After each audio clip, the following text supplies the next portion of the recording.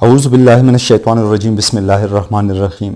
میں ہوں سمیع اللہ خان ایڈوکیٹ۔ آج ہم بات کریں گے کہ ایک سکسیشن سرٹیفکیٹ جو ہے اس کے لینے کا پروسیس کیا ہے اور سکسیشن سرٹیفکیٹ ہوتا کیا ہے۔ جب بھی کوئی شخص فوت ہوتا ہے اور وہ اپنے پیچھے کچھ جائیداد وغیرہ چھوڑ دیتا ہے تو اس کی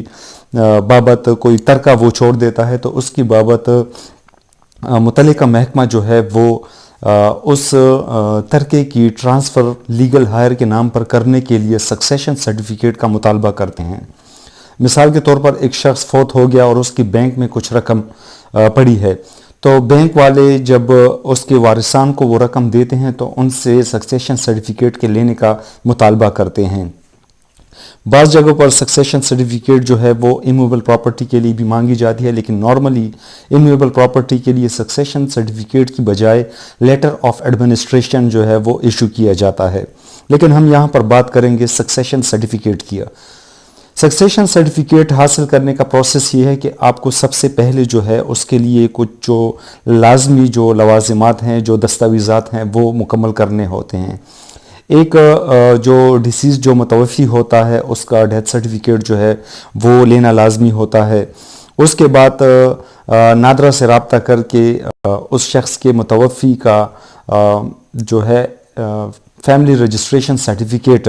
FRC جس کو بولتے ہیں وہ نادرہ سے لینا پڑتا ہے۔ اس کی کچھ مخصوص فیس ہے نادرہ میں، وہ جمع کر کے آپ کو وہ اسی دن یا دوسرے دن جاری کر دیا جاتا ہے۔ اس کے علاوہ تیسرا جو ہے ڈیتھ سرٹیفکیٹ بھی ہو گیا، FRC بھی ہو گیا۔ اس کے علاوہ جتنے اس کے وارثان ہیں ان کے شناختی کارڈ، اور اگر وہ نابالغ ہو تو ان کے فارم بے جو ہے وہ حاصل کیے جاتے ہیں۔ یہ تمام دستاویزات اکٹھے کرنے کے بعد آپ اپنے کسی وکیل صاحب کو ہائر کرتے ہیں۔ آپ کا وکیل صاحب ان تمام دستاویزات کو لگا کے ایک مخصوص فارم پر جو سکسیشن کی اپلیکیشن ہے وہ ڈرافٹ کرتا ہے اور اس کو سکسیشن کورٹ جو کہ نارملی ہر ضلع میں سینئر سول جج جو ہے وہ سکسیشن کورٹ کا کام کرتے ہیں وہاں پر دائر کر دیا جاتا ہے۔ اس کے بعد جو ہے اس میں ڈیٹ مل جاتی ہے۔ پہلے طریقہ کار یہ ہوتا تھا کہ عدالت اپنے بیلف کے ذریعے سے وارثان کی انکوائری کرتا تھا، لیکن اب FRC ایشو ہونے کے بعد گورنمنٹ کی جانب سے یہ ایک نیا نوٹیفیکیشن ایشو ہوا ہے، اس کے حساب سے FRC سفیشینٹ ہے، تو اس صورت میں کوئی انکوائری نہیں کی جاتی۔ اس کے بعد ایک ڈیٹ آپ کو دے دی جاتی ہے، اور اس سے پہلے سائل کو جو کہ پٹیشنر ہوتا ہے اس کو حکم دیا جاتا ہے کہ وہ اشتہار کی فیس جمع کروائے تاکہ اخبار میں اس بابت اشتہار دیا جا سکے کہ متوفی کا اگر دیگر کوئی وارث ہو تو وہ متعلقہ ڈیٹ پر عدالت سے رابطہ کر کے اس بابت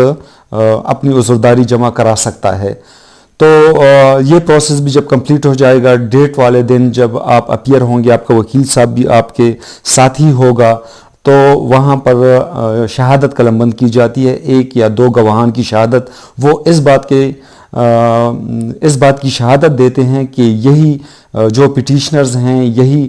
متوفی کے شرعی اور قانونی وارثان ہیں اور ان کے علاوہ دیگر کوئی وارث موجود نہیں ہے۔ یہ شہادت جب قلم بند کی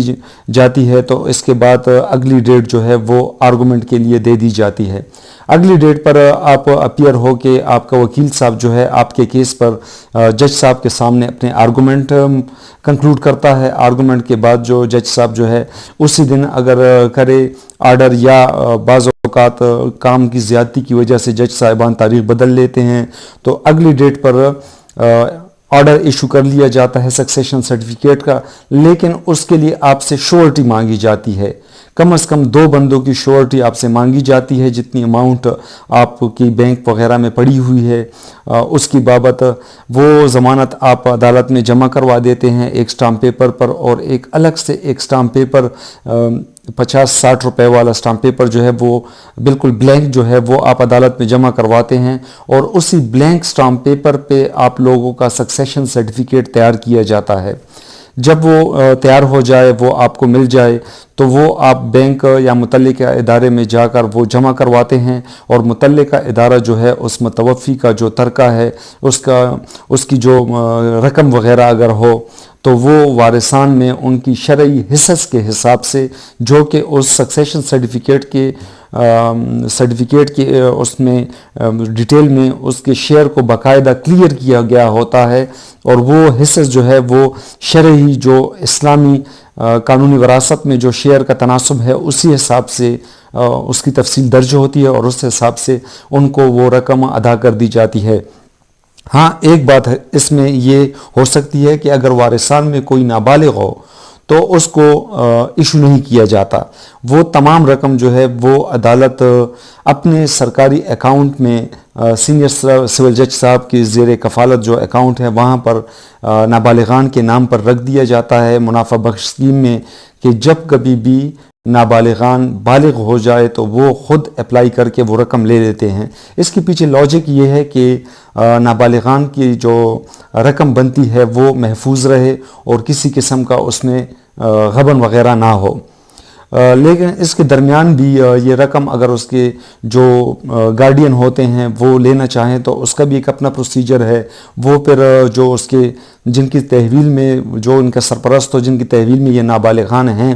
وہ عدالت سے پہلے ایک گارڈین سرٹیفکیٹ لیتے ہیں۔ اس کا ایک الگ پروسیس ہے، اس بابت بھی بات کریں گے